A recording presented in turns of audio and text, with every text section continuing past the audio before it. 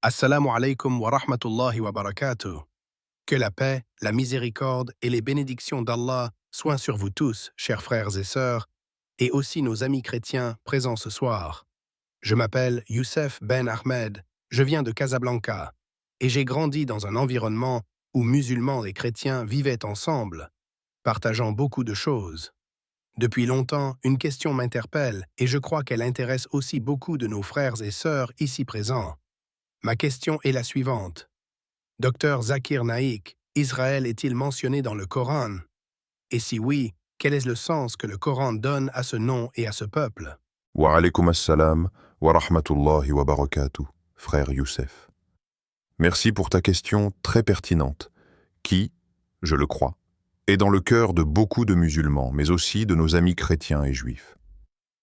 Avant tout, il est important de comprendre que le Coran est un livre de guidance universelle, non pas un livre d'histoire, même s'il mentionne des peuples et des nations du passé pour en tirer des leçons spirituelles et morales.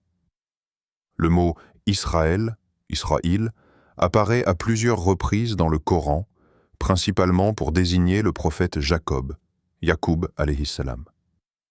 En réalité, Israël n'est pas un pays dans le sens politique moderne du terme, mais un nom honorifique attribué au prophète Jacob, qui signifie, selon certaines interprétations, serviteur d'Allah ou celui qui lutte pour Dieu. Allah dit dans le Coran, Sourate Maryam, Din 9:58, ce sont ceux qu'Allah a comblés de ses bienfaits, parmi les prophètes, parmi la descendance d'Adam, et parmi ceux que nous avons transportés en compagnie de Noé, et parmi la descendance d'Abraham et d'Israël.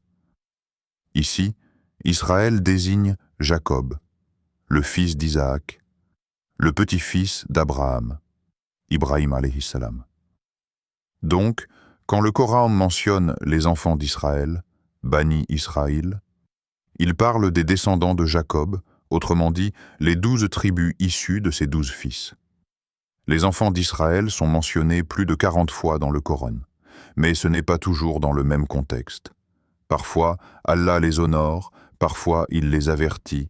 Voyez par exemple dans Sourate Al-Baqarah 2:47, « Ô enfants d'Israël, rappelez-vous le bienfait dont je vous ai comblé et que je vous ai préféré sur les mondes. » Cela montre que les enfants d'Israël ont été choisis à une époque donnée, parce qu'ils avaient reçu la révélation, les prophètes et la guidance.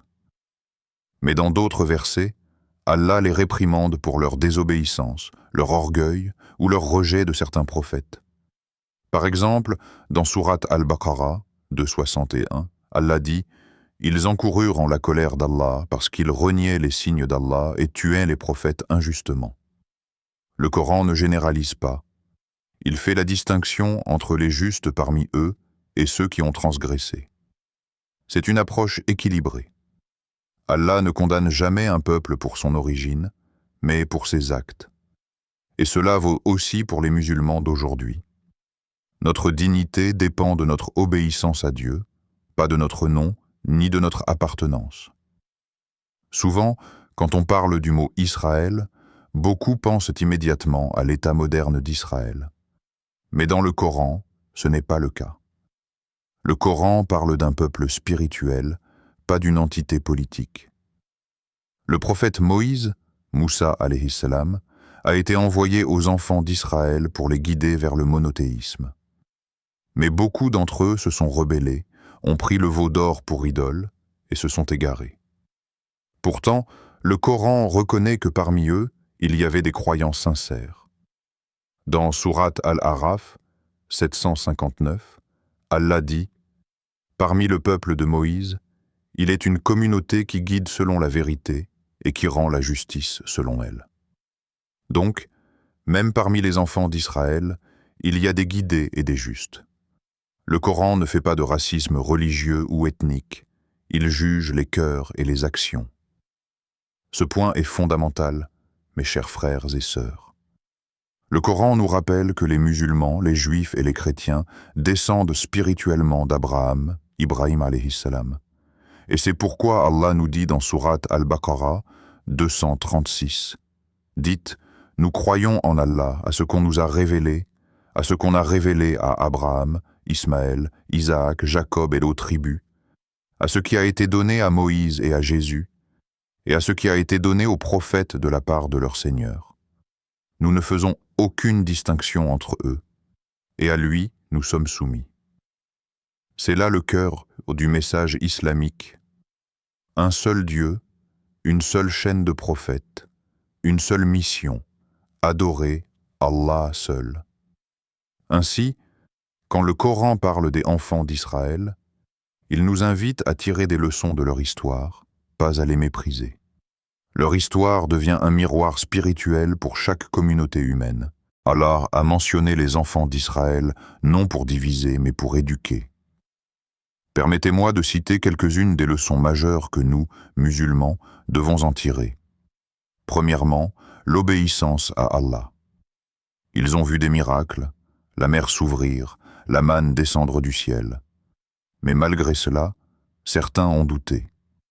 Cela montre que les miracles ne suffisent pas à maintenir la foi. Seule la sincérité du cœur compte. Deuxièmement, la fidélité à la révélation. Ils ont parfois modifié la Torah selon leurs désirs.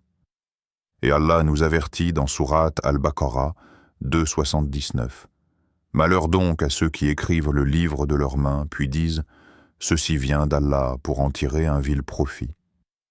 Cela nous rappelle que nous devons préserver le Coran avec intégrité et humilité. Troisièmement, l'unité dans la foi. Quand ils se sont divisés, ils ont perdu leur force.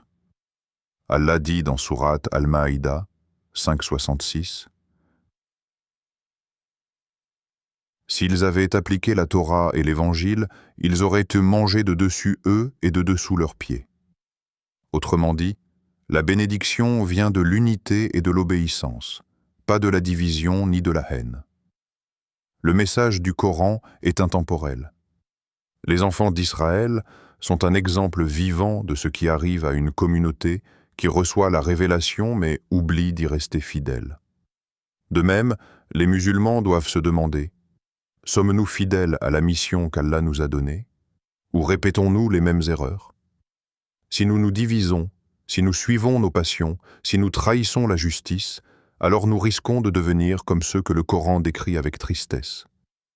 Mais si nous suivons le message d'Allah, alors nous serons parmi les héritiers de la guidance. Chers frères et sœurs, chers amis chrétiens ici présents, le Coran n'appelle jamais à la haine. Il appelle à la réflexion, à la justice et à l'amour sincère pour Dieu. Dans Sourate Al-Ankabut 29-46, Allah dit « Et ne discutez avec les gens du livre que de la meilleure façon, sauf avec ceux d'entre eux qui sont injustes. Et dites « Nous croyons en ce qu'on a fait descendre vers nous, et en ce qu'on a fait descendre vers vous. Notre Dieu et votre Dieu est un, et c'est à lui que nous nous soumettons. » Voilà la clé du dialogue interreligieux. Pas la confrontation, mais la compréhension. Pas la colère, mais la sagesse. Le Coran mentionne Israël non pour susciter la division, mais pour montrer le fil rouge de la révélation. Le même Dieu, la même vérité, les mêmes valeurs spirituelles.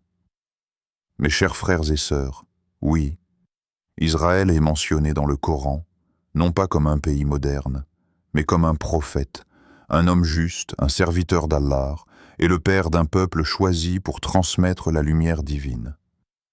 Mais quand ce peuple s'est écarté, Allah a envoyé d'autres prophètes, jusqu'à Mohammed, le dernier messager pour toute l'humanité. Ainsi, le message du Coran n'est pas de dire « Regardez ce peuple et jugez-le », mais « Regardez-vous vous-même et demandez « Suis-je fidèle ? Si cette explication vous a éclairé, mes chers frères et sœurs, abonnez-vous à cette chaîne, likez la vidéo, partagez-la autour de vous, et surtout, écrivez en commentaire « Allahu Akbar ». Parce qu'Allah est plus grand que toute division, et que sa parole unit les cœurs dans la lumière.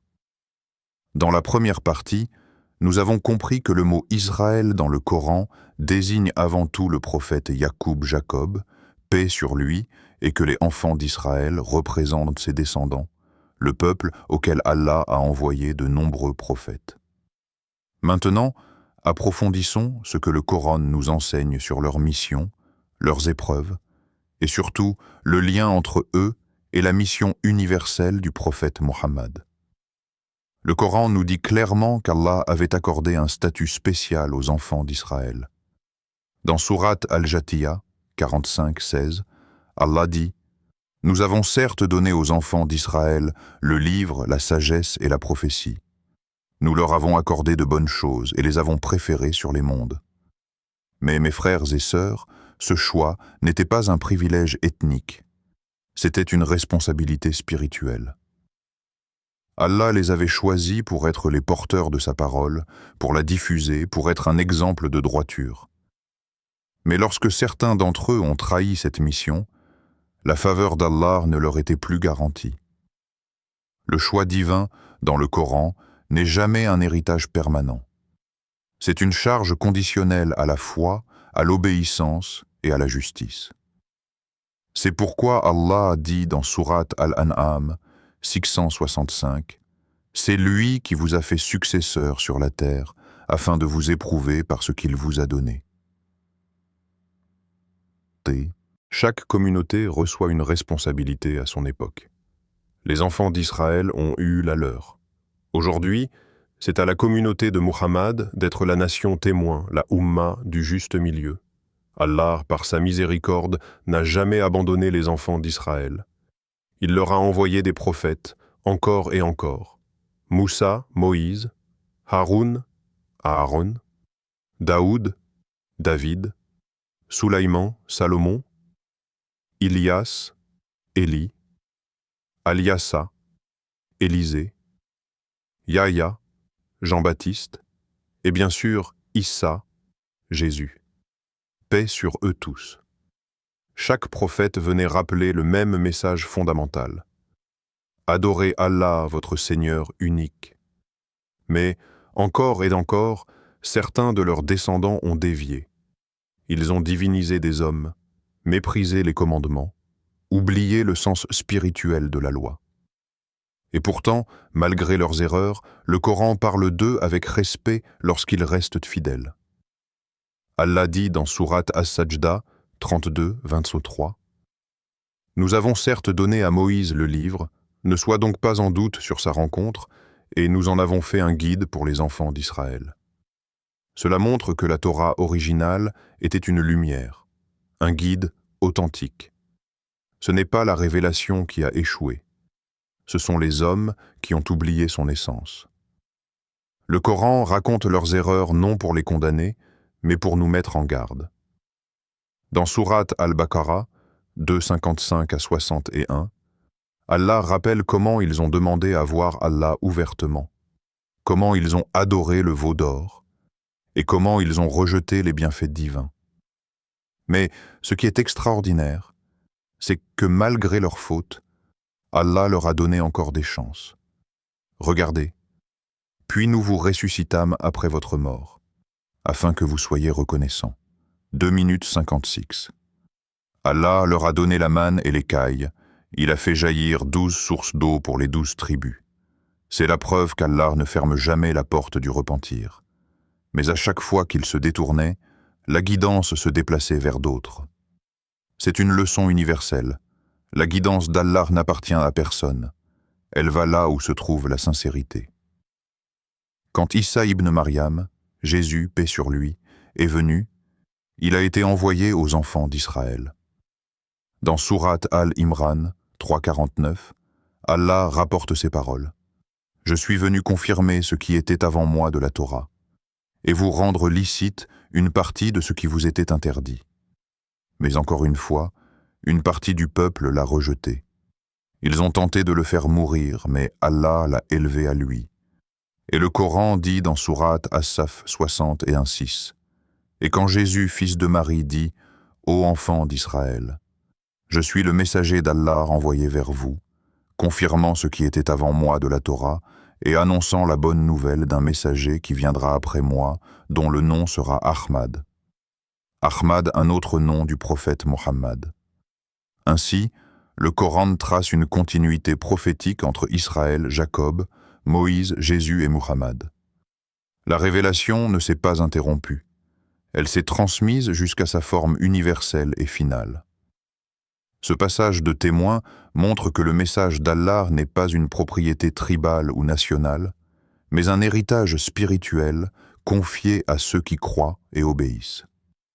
Quand on lit attentivement les passages sur les enfants d'Israël, on comprend que leur histoire est un miroir de la condition humaine.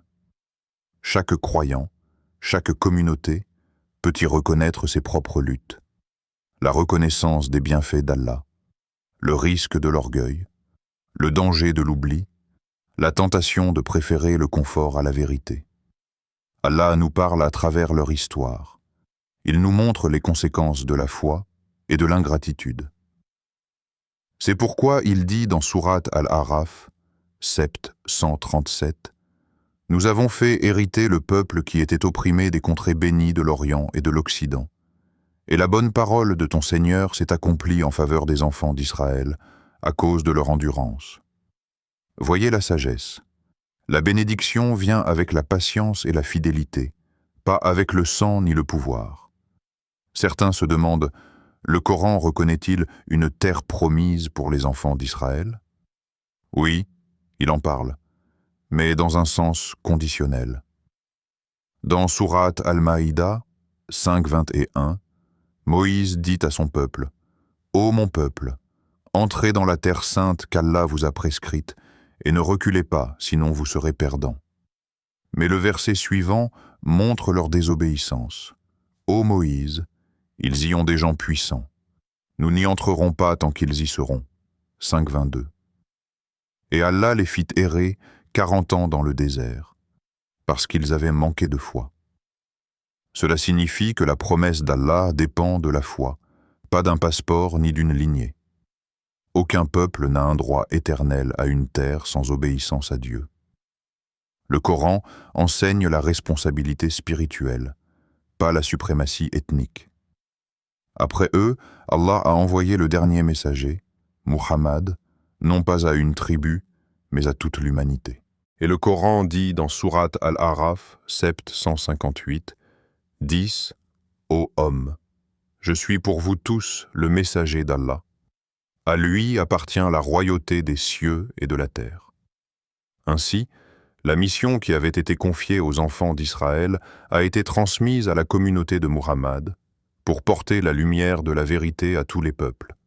Mais cette mission s'accompagne des mêmes conditions, la foi, la justice, l'humilité. Et si nous, musulmans, trahissons cette responsabilité, nous tomberons dans les mêmes travers que ceux dont le Coran parle. C'est une leçon, pas une condamnation. N'oublions pas que le prophète Muhammad priait d'abord en direction de Bayt al-Maqdis, Jérusalem, le lieu même où priaient les prophètes d'Israël. Cela montre la continuité du culte du Dieu unique. Ce n'est qu'après, sur ordre divin, que la Qibla fut changée vers la Kaaba à la Mecque. Et le prophète a dit dans un hadith rapporté par Al-Bukhari, « Les prophètes sont des frères de pères différents. Leur religion est une. Cela signifie, tous les prophètes, depuis Adam jusqu'à Muhammad, forment une seule famille spirituelle. Israël Jacob fait partie de cette chaîne. Et nous, en suivant Muhammad, suivons aussi le message de tous ceux qui l'ont précédé. Quand le Coran nous parle d'Israël, il nous invite à reconnaître l'Israël intérieur, celui de la foi et de la lutte spirituelle. Car selon une interprétation linguistique, Israël signifie « celui qui lutte pour Allah ». Chaque croyant sincère est, d'une certaine manière, un Israël. Quelqu'un qui lutte contre son ego, contre le mal, pour rester fidèle à Dieu. C'est pourquoi le message du Coran n'est pas de séparer, mais d'unir autour de cette vérité. Celui qui aime Dieu, qui le sert, qui suit ses prophètes, appartient à la même lignée spirituelle. Le Coran ne parle pas d'un peuple choisi par le sang, mais d'un peuple choisi par la foi. Et ce peuple, c'est la communauté des croyants qu'il soit né à Jérusalem, à Médine, à Rome, à Lagos ou à Casablanca. Qu'Allah te bénisse, cher professeur Dr Zakir Naik. Merci de m'avoir écouté et d'avoir répondu avec tant de clarté et de sagesse. Et qu'Allah te bénisse également, mon jeune frère Youssef. Merci à toi pour ta belle question et pour ton respect. Et à vous, chers frères, chères sœurs, chers amis, si cette discussion vous a été bénéfique, abonnez-vous à Lumière de la Vérité, aimez la vidéo, partagez-la autour de vous et participez dans les commentaires pour continuer le dialogue.